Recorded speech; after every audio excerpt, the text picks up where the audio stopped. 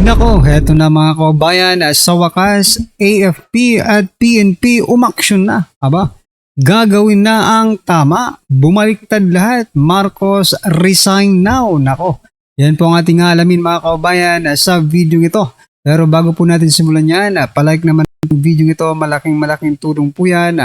Maraming salamat po. At eto nga, bago po natin ipi-play ang video yan, eto, pasadahan po muna natin itong si Jose Claire Castro. Ayan, eto na naman mga kababayan, pabida na naman po si Jose Claire Castro. Ang sabi niya po dito, ang paninira nila, paninira daw ni VP Sara ay hindi makakatulong sa nangyayaring krisis sa Middle East. Ayan, trabaho ang dapat na ginagawa sa panahon ngayon, hindi ang pagpapakalat nila ng sarili nilang baho. Ano ba yun? Ano ba itong si Claire na ito? Nasa tamang pag-iisip pa ba ito? For example, ako, di ba? Bakit ko naman ikakalat ang sarili kong baho? Di ba? So, ang iniisip siguro ni Claire, no? Pag nagsasalita yung mga supporters ni VP Sara, no? Duterte ang pinatatamaan. Hindi po. Marcos po ang pinatatamaan, mga kabayan. Ay, nako.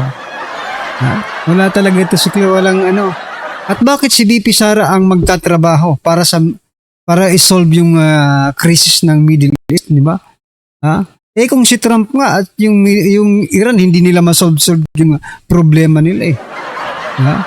Ngayon, kung ang ibig mong sabihin ay magtrabaho dito sa atin, di ba? Sa gobyerno natin, nako. Wag na. Kung ako ay VP Sara, wag na.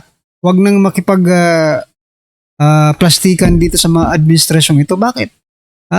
Kitang-kita naman po natin kung gaano katrahedor ang mga ito, no? At saka wala naman sa balikat ni VP Sara, no? Wala sa balikat, okay? I mean, wala sa ang tawag, ano bang exact term dito, Wala sa katungkulan ni VP Sara ngayon, Wala sa katungkulan ni VP Sara ngayon ang pangunahan ang presidente.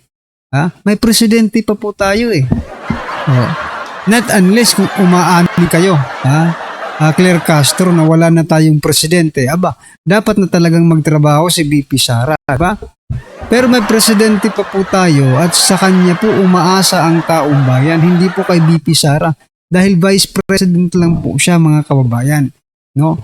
Bakit? Kapag may sinabi ba si VP Sara na solusyon patungkol dyan sa mga problema ng ating bansa, susundin nyo ba?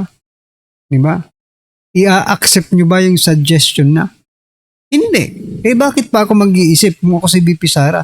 Bakit pa ako mag-iisip ng solusyon na hindi nyo rin naman susundin? Diba? Huwag na lang.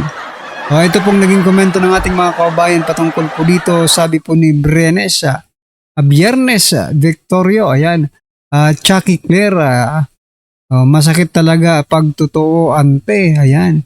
Sabi po ni Hannah, 1, 2, 3. Sabi niya po, I don't understand why there's a lot of Filipino believes and trust this spokesperson. Ayan, wala naman pong naniniwala dyan, no? Ay, wow. Sila pwede magsalita kapag sila nababanatan, nasagot-sagot, kaso agad. Di wow. Ayan na. Nako. Mayroon ganun na daw. Tingnan nyo to. Sabi, ganun na daw si Claire . Ganun ka na daw, Claire.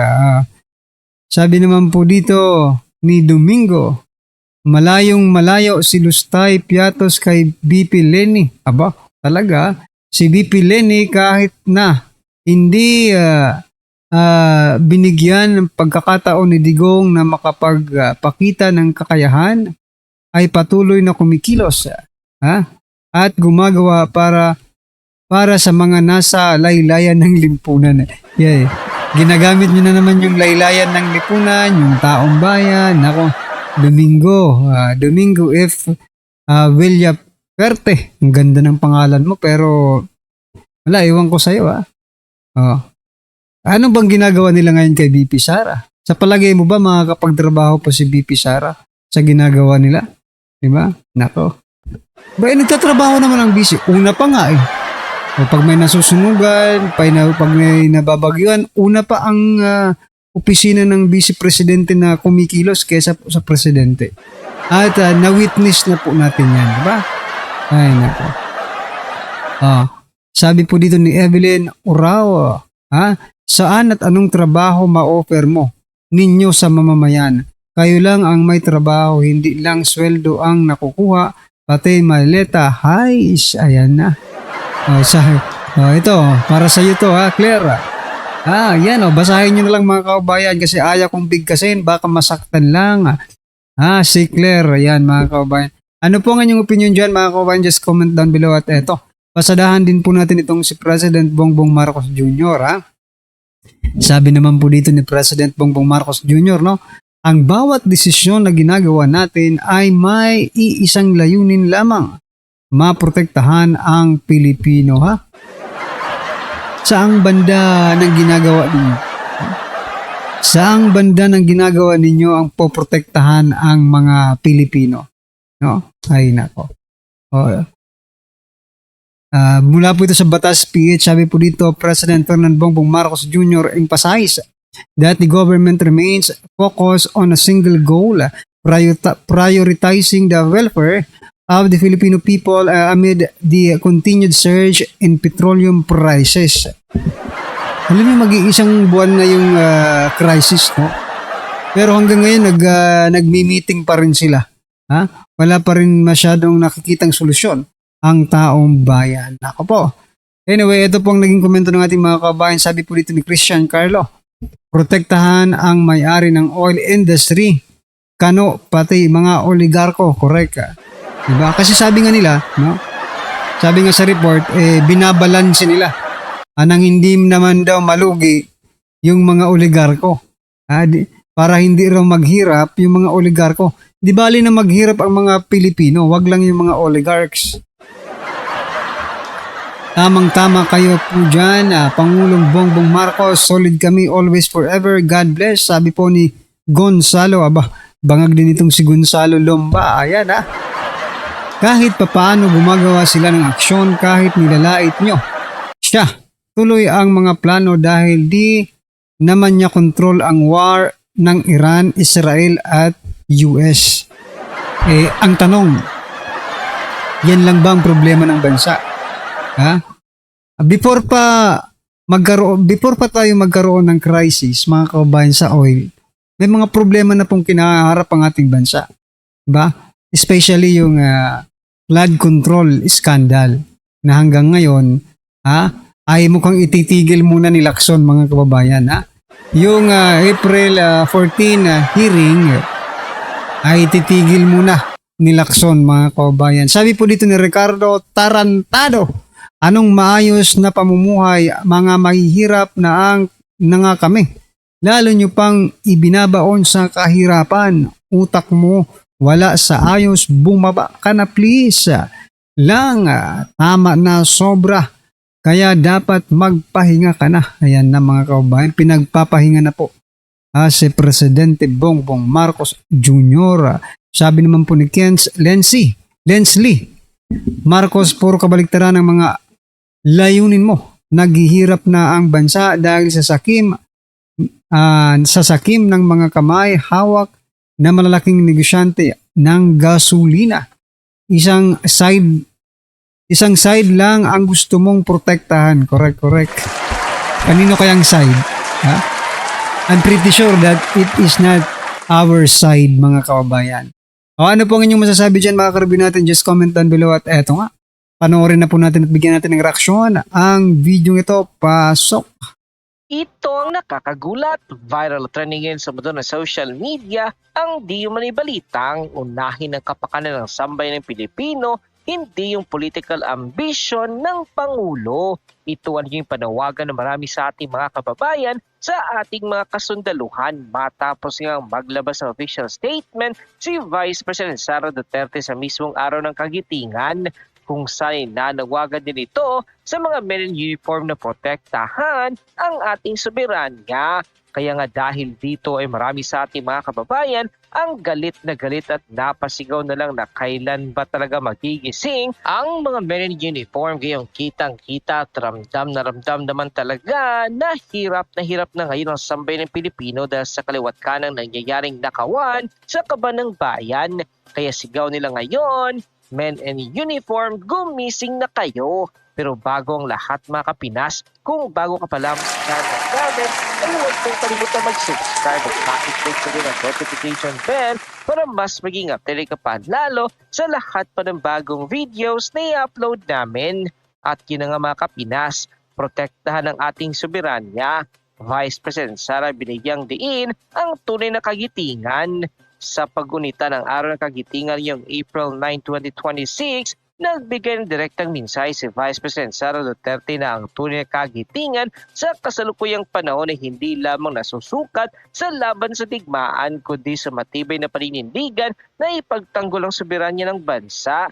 Sa kanyang pahayag, binigyang diin ng pangalawang Pangulo ang isang mahalagang prinsipyo. Ang tunay na kagitingan ay matatagpuan sa ating matibay na paninindigan na protektahan ang ating soberanya. Kasunod nito ay tahasan niyang tinukoy ang banta ng pakikialam ng mga diyuang entidad. Ang anumang pagtatangka ng mga banyagang institusyon na maninghimasok sa ating hustisya ay isang tuwirang hamon sa kalayaang ipaglalaban ng ating mga bayani sa bataan. Dahil nga dito ay marami sa ating mga kababayan ngayon ang nagsasabi na ngayon daw di mo na dapat patunayan ng mga men in uniform ang kanilang pagmamahal sa bayan, hindi yung pagmamahal nila sa mga politikong nagnanakaw sa kaba ng bayan. Ayon pa sa official report nilabas ng Ang Balita ngayon sa kanilang official Facebook account, hindi mo na alam kung kaninong interes o mali ng atensyon ng pahayag ni Vice President Sara Duterte matapos niyang igiit ang isang mabigat na tanong hinggil sa direksyon ng pambansang interes sa gitna ng mga kasalukuyang usapin sa seguridad at ugnayan panlabas ng bansa. Sa kanyang naging pahayag kasabay ng paggunita ng araw ng kagitingan, direkta niyang binanggit, hindi mo na alam kung kaninong interes ba talaga ang pinoprotekta ng ating mga kasundaluhan. Ang pahayag na ito ay kasunod ng kanyang naunang obserbasyon tungkol sa kakulangan umano ng malinaw na independyente foreign policy framework ng bansa, isang isyu na matagal ng sentro ng diskurso sa usapin ng soberanya at alyansa. There is an absence of an independent foreign policy framework para sa ating bayan. Ang kanyang mga pahayag ay inilatag sa konteksto ng pag-alala sa sakripisyo ng mga sundalong Pilipino, partikular ang kabayanihan sa Battle of Bataan kung saan ipaglalaban ang kalayaan at soberanya ng bansa laban sa pananakop. Sa ganitong pananaw ay panahiwatig ng Vice Presidente na ang diwa ng kagitingan ay hindi lamang tungkol sa nakaraan, kundi pati sa kasalukuyang paninindigan kung kaninong interes ang inuuna sa mga desisyong pambansa. Sa gitna ng mga umiinit na usapin sa foreign policy, seguridad at mga kasunduan ng Pilipinas sa ibang bansa, ang kanyang pahayag ay nagsisilbing hamon, hindi lamang sa pamahalaan kundi sa buong sabayanan, sa suriin kung ang mga hakbang ng bansa ay tunay na nakaakla sa pambansang interes. Sa huli, ang tanong na iniwan na nanatiling bukas sa harap ng mga kasalukuyang hamon, para kanino nga ba ang mga desisyon at aksyon ng Estado? End quote. Matapos nga lumabas ang balitang ito ay umani agad na samot-sari komento at reaksyon mula sa marami sa ating mga kababayan at maraming asak nila ngayon ang hindi napigilan ni kanilang sarili na maglabas ng kanilang hiling at komento sa mundo ng social media. The netizens posted, "Huwag mo nang asahan dahil ang mga maleta ay kalat na sa lahat ng ahensya. Sa tingin ba natin makikisimpatya ba ang mga yan? Siyempre kung saan sila nakikinabang malamang doon sila. Alam mo po yan, Vice President Sara, ayaw nyo lang ibulgar.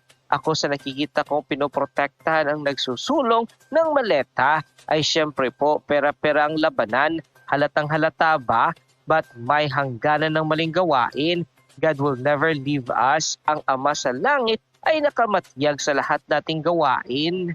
Sa aking obserbasyon mga kasundaluhan ay ang mga pinoprotektahan ay yung interest na mali, hindi interest ng taong bayan. Sana makita nila na hindi tama ang kanilang pinoprotektahan. Nakakalungkot ang kalagayan ng Pilipinas. Mismo ang gobyerno nito ay hindi magkasundo-sundo. Hati sa kanilang mga prinsipyo, kailan kayo maayos ang sigalot ng gobyerno natin. So yan mga kababayan, hindi talaga nagkakasundo pero isa lang pong napapagkasunduan nila, yung pangungurakot sa ating bayan. Malamang nagkakasundo po sila kasi hindi po mali-maleta ang i-deliver kung hindi po sila nagkakasundo. sa pangungurakot, pagnanakaw sa kaban ng bayan. So yan mga kabayan, nako, ano po ang inyong opinion, reaction patungkol po sa video ito? Just comment down below at syempre, huwag pong kalimutang i-like ang video ito. Malaking tulong po yan. Maraming salamat po.